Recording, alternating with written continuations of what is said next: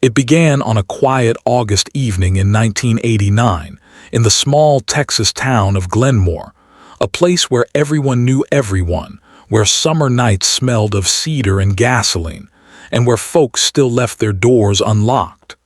But that night, everything changed. At around 8:30 p.m., 23-year-old Laura McAdams left the local diner, waving goodbye to her coworkers for what would be the last time. She was a waitress at Billy's Roadhouse, a neon-lit spot off Highway 22 where truckers, ranch hands, and high school kids mixed under the same jukebox glow. Laura had worked a double shift that day, her auburn hair tied back, her eyes heavy with fatigue but still kind when she smiled. She carried with her a small purse, her car keys, and a half-eaten slice of peach pie wrapped in foil, a favorite of hers since childhood. Her plan was simple: drive the 15 minutes back to her rented cottage near the river, feed her cat, and call her sister in Dallas. But Laura never made it home. By the next morning, the sun rose over Glenmore like it always did, calm and golden. Yet by 9 a.m., when Laura's car was found abandoned on a dirt road 2 miles from town, the peace cracked. The driver's door was open, the engine cold. Her purse sat on the passenger seat, untouched. The peach pie was still there, but Laura was gone. At first, police thought maybe she'd run off, an argument, a secret lover, a spontaneous decision. That was the whisper around Glenmore, but anyone who knew Laura dismissed it. She was close with her sister, Karen Hale, and had just renewed her lease that same week. Laura wasn't the kind of girl to vanish, Karen told reporters. She called me every night, every single one. Sheriff Tom Richards, a steady man in his 50s with 30 years on the force, led the initial search. He and a dozen volunteers combed through fields and creek beds.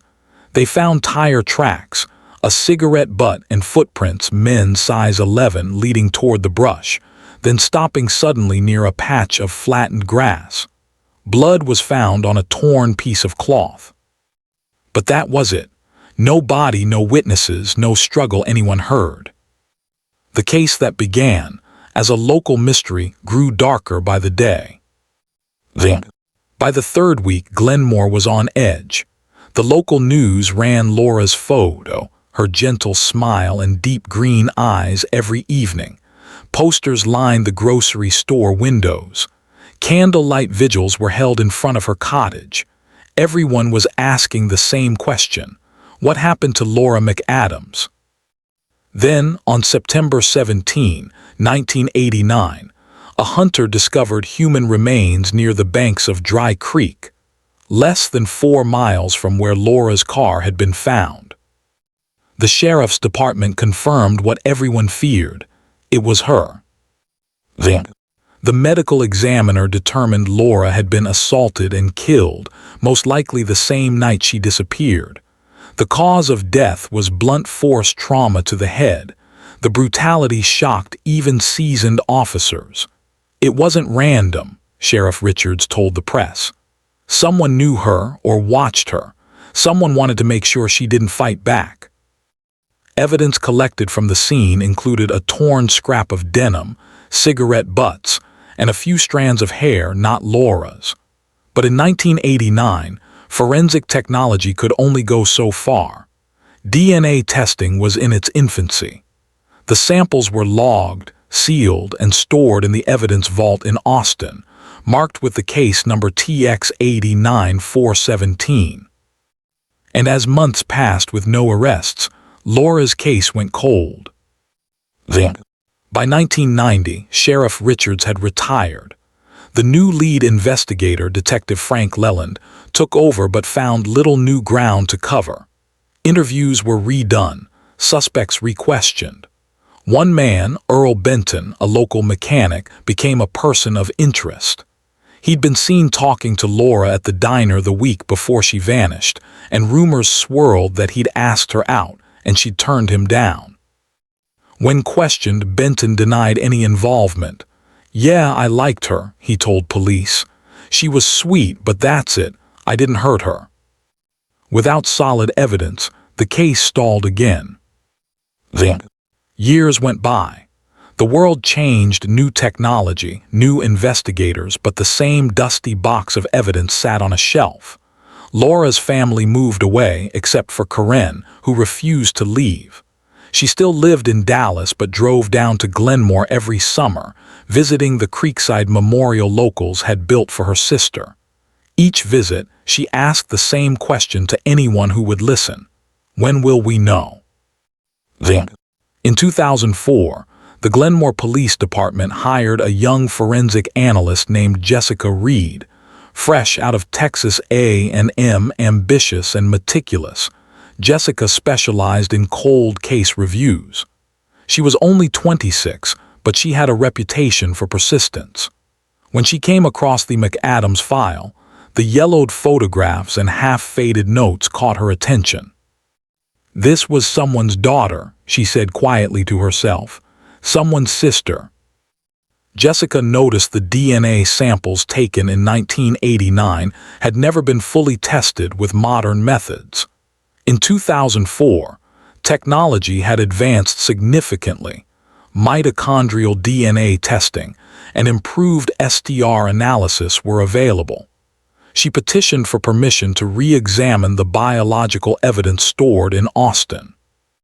It took 3 months of paperwork and waiting, but finally, the sealed envelopes from case TX 89417 were reopened in a sterile lab in Houston. Then, when the results came back, Jessica could hardly believe what she saw. A partial male DNA profile, consistent, clean, and unlike any entered into CODIS, the National DNA Database at that time. It didn't match Benton or any of the other local suspects, but Jessica wasn't discouraged. It's a start, she told her supervisor, Captain Luis Ortega. In her mind, Laura's case wasn't cold anymore. It was just unfinished. Then, by 2010, Jessica was promoted, and the McAdams case became something of a personal mission. Every few months she'd recheck the CODIS database, hoping that the partial profile would finally hit. Nothing ever came up. Still, she refused to close the file. Then, in early 2020, a new program called Forensic Genealogy Analysis was spreading through Texas law enforcement, the same method that had cracked dozens of cold cases nationwide. It allowed investigators to upload DNA from unsolved crimes into public genealogy databases to identify possible relatives of the suspect. Jessica decided it was time. She had the 1989 sample re-extracted and submitted for advanced sequencing. When the genealogical results returned, a single name appeared at the top of a distant relative match: Caleb Dorsey, a 47-year-old man living in Arizona. Then, it was Caleb they were after, though. Through lineage tracing, Jessica and her team discovered the likely suspect was his uncle, Harold Dorsey, age 62, a retired truck driver who had once lived in Texas during the late 1980s. When she read that, Jessica froze. Harold Dorsey had lived just 3 miles from the diner where Laura worked. Then, detectives began digging into Harold's past. Back in 1989, he was known around town as Hal. He drove long hauls between Austin and Houston, stopping often in Glenmore. His personnel file showed several disciplinary incidents, bar fights, reckless driving, and one dismissed assault charge. Jessica obtained a warrant for a discarded DNA sample, a coffee cup Harold had tossed outside a convenience store in Phoenix. When the lab results came in 3 weeks later, the match was undeniable.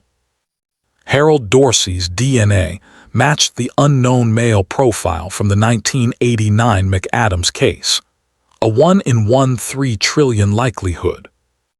After 31 years, Glenmore finally had a name. Then, but catching Harold wouldn't be easy. He had no criminal record after the 90s, had moved frequently, and lived alone. Surveillance confirmed he still worked part-time driving for a logistics company. In June 2020, a joint task force including the Texas Rangers, Glenmore PD, and Arizona law enforcement assembled for an arrest operation. On the morning of June 11th, just after sunrise, officers surrounded Harold's small beige house on the outskirts of Mesa, Arizona. "Harold Dorsey," one of them shouted, "this is the police, we have a warrant for your arrest." There was no response for several seconds. Then the door creaked open. Harold stepped out, gray-bearded, tired-looking, his hands raised slightly. "What's this about?" he said quietly.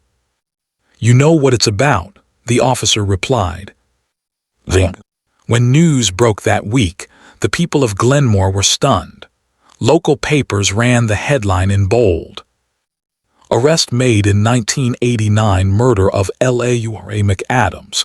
DNA links retired trucker." For Laura's sister, Karen, the call came at midnight. Jessica Reed herself was the one who delivered the news. "We found him," Jessica said softly. "It's over." Karen broke down, sobbing, then whispered, "No, it's not over, not yet." Harold Dorsey was extradited to Texas to stand trial in Montgomery County. He maintained his innocence from the beginning. "You people got it wrong," he told reporters through the cage of a transport van. "I never touched that girl. This is a setup." But investigators were confident. DNA didn't lie. Still behind the scenes, Jessica knew this wouldn't be simple. The case was 3 decades old. Witnesses were gone, memories faded. Evidence had to be retested, chain of custody confirmed. The defense would argue contamination or mishandling. But Jessica wasn't deterred. "We've come too far," she told Captain Ortega. "This man took everything from that family. I won't let him walk away." As the 2021 trial date approached, the entire state watched closely. For many, this was more than a case. It was proof that even after decades, truth could surface through patience, science, and persistence. For Karen, it was something else entirely. A chance to finally see the man who had haunted her dreams for 31 years. The courtroom in Montgomery County was packed when State of Texas v. Harold Dorsey began in early March 2021. Outside, reporters stood shoulder to shoulder, cameras flashing as deputies escorted the 62-year-old defendant into the courthouse. He wore a plain gray suit that didn't quite fit, his posture stooped, his expression unreadable. Inside, Laura McAdams' family filled the first 2 rows of the gallery. Karen Hale, now in her mid-50s, sat between her husband and her grown daughter, Melissa, who had never met her aunt but had grown up with her photograph on the mantel. Karen's hands trembled slightly as she clutched a silver locket with Laura's picture inside. When the judge entered and the room rose, it was as if 3 decades of grief stood up with them. The prosecution, led by Assistant District Attorney Miles Carter, opened firmly. "This case is about a promise," he told the jury.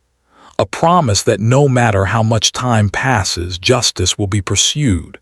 In 1989, a young woman's life was stolen. Her family waited 31 years for answers. And thanks to modern DNA science, we now know who did it, the defendant, Harold Dorsey. He laid out the evidence methodically. The cigarette butts, the blood-stained fabric, the hair samples, all preserved since that night. The partial DNA profile recovered from those items was compared in 2020 to Dorsey's genetic material. The match, Carter explained, was statistically impossible to be anyone else. Then he paused, letting the jurors look at Harold. "This man thought time would protect him," Carter said. "He thought Laura McAdams would be forgotten, but she was." When it was the defense's turn, Attorney Paul Granger rose, his voice low but confident. "Ladies and gentlemen, this case is 31 years old.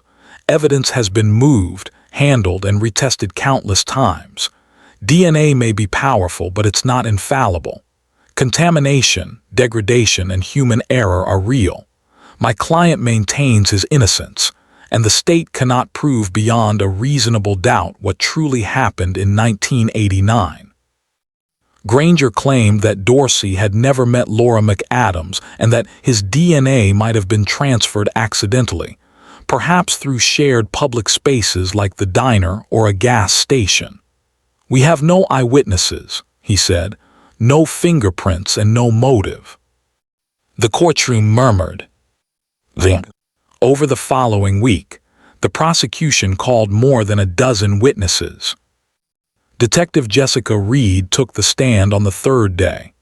Calm and precise, she walked the jury through the decades-long process that led to the arrest.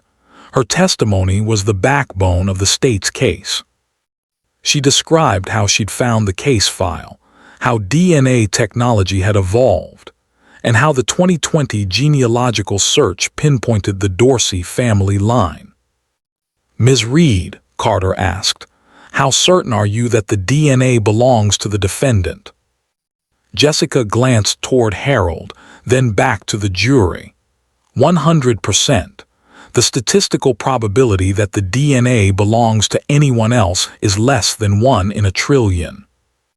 "And to your knowledge," Carter pressed, "was there any evidence of contamination?" "No, sir. The samples were properly sealed, logged, and handled according to state procedures. Every step was documented." When the defense cross-examined her, Granger tried to undermine the timeline. "Ms. Reed, you were in grade school when this evidence was first collected. How can you personally guarantee its integrity over 31 years? Jessica kept her composure. "Because I verified every signature, every transfer record, and every test result. Nothing was missing and nothing was altered." Granger smirked slightly. "So you're telling us that over 3 decades, no one made a single mistake?" "I'm saying the evidence speaks for itself," she replied firmly. Next came Captain Louis Ortega, who testified about Dorsey's arrest. "When we approached his home, he was calm," Ortega said. "He didn't ask why we were there. He didn't seem surprised." Carter leaned in. "Did he say anything else?" "Yes," Ortega said. "He said, 'You people finally caught up, huh?'" A ripple moved through the courtroom. The defense objected, claiming hearsay, but the judge overruled. Then, perhaps the most haunting moment of the trial came when Corinne Hale took the stand. She spoke softly, but with unshakable clarity, recounting the last phone call she ever had with her sister. "Laura said she was tired but happy," Corinne told the jury. "She'd just gotten a raise at work. She was planning to visit me that weekend. She said, 'Don't worry, I'll be careful driving home tonight.' That was the last time I heard her voice." Her words broke the courtroom silence. A few jurors wiped their eyes. When Corinne stepped down, she passed within feet of Harold Dorsey.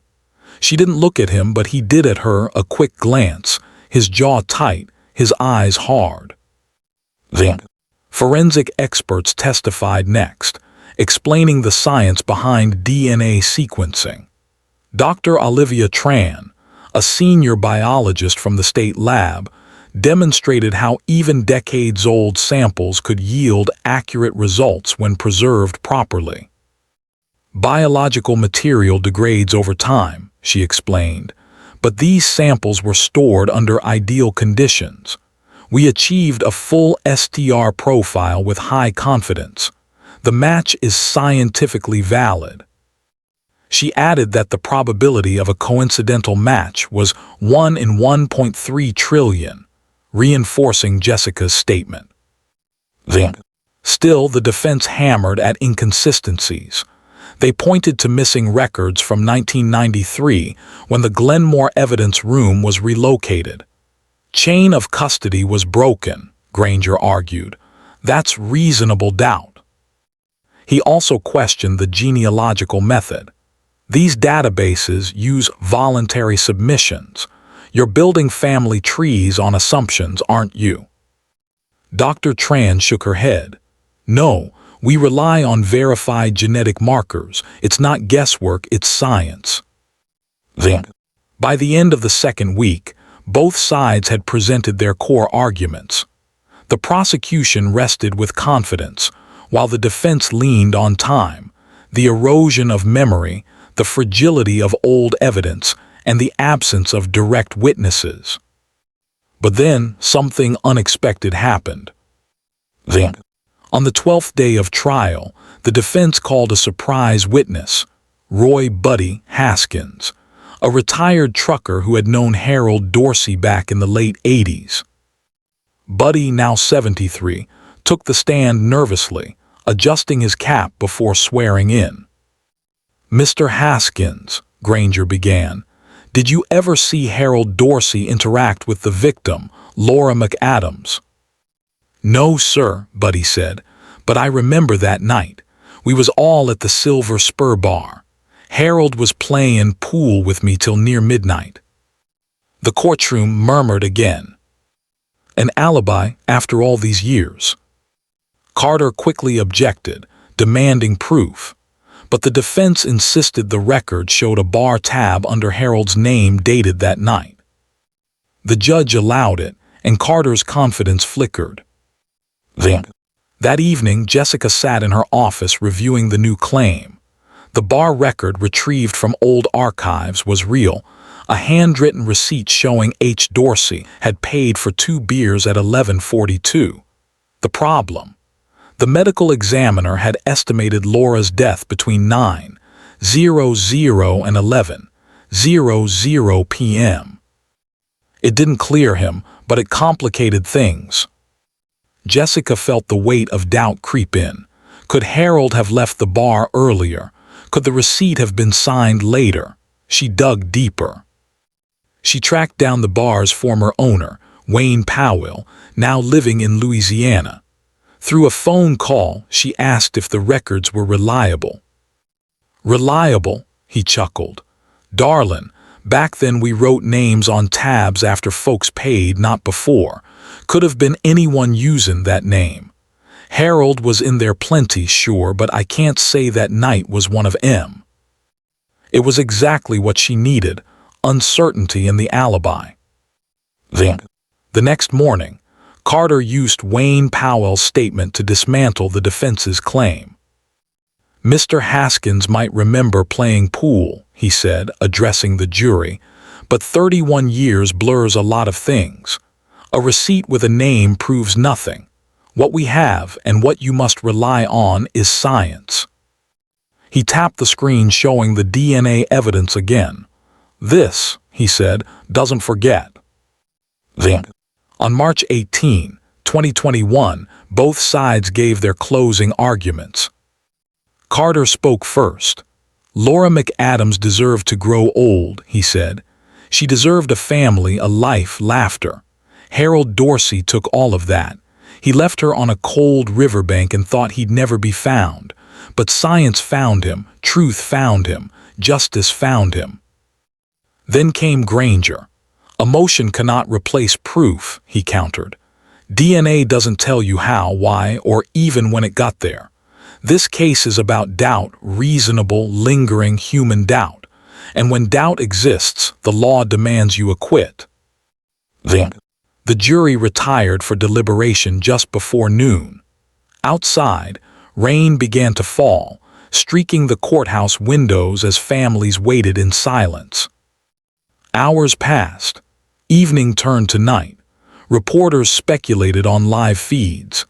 Inside, Jessica sat with Corinne in a quiet corner of the courthouse cafeteria, both clutching paper cups of coffee they barely touched.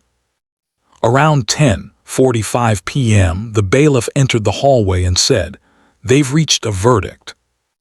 Corinne's heart began to pound. As everyone filed back into the courtroom, the air felt heavy, like the whole town of Glenmore was holding its breath. The jury foreman stood, a folded paper in hand. The judge nodded. Has the jury reached a unanimous verdict? We have, Your Honor. The clerk took the slip, read silently, then passed it to the judge. On the charge of murder in the first degree, the judge said, we find the defendant. The pause felt eternal. Guilty. The gasps filled the room. Corinne covered her face, sobbing uncontrollably. Jessica exhaled for the first time in what felt like years. Harold Dorsey's expression didn't change, not at first. But when the judge read the sentencing recommendation, life in prison without parole, his jaw twitched. As deputies cuffed him, he turned toward the gallery, his voice low but bitter. You'll never really know what happened, he muttered. But for Corinne, that didn't matter. What mattered was that her sister's name had finally been spoken aloud in a courtroom, not as a mystery, but as a memory restored. As she left the courthouse that night, rain still falling, Corinne whispered, Laura, it's done. But she didn't yet know that the case, and its shocking aftermath, still had one more revelation left to give. For most people in Glenmore, the guilty verdict closed a painful chapter that had lasted more than 3 decades. The local newspaper ran the headline Justice for Laura at last. But for the people who had lived and breathed that case, Jessica Reed, Captain Ortega, and Corinne Hale, the weeks following the trial didn't bring the peace they expected. Instead, they brought more questions.